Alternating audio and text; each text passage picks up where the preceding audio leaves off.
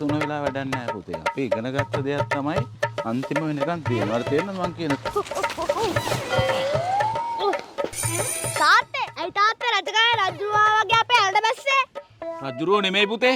කුලප්පු වෙච්ච මීහරකෙක් ආවොත් අපිට බේරෙන්න පුළුවන්. ඒත් ඉතින් මේ වගේ ස්කූටි ඇන්ටි කෙනෙක් ආවොත් නම් බේරෙනවා බොරු.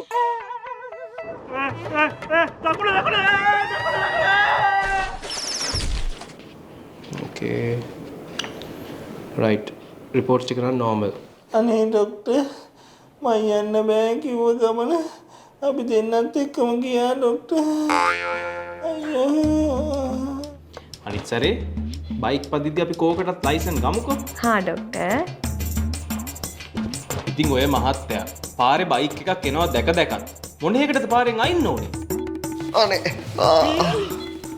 මහත්තයෝ බයික් එක එද්දි මං අපේ ගේ ඇතුලේ බත් කකා වුණේ.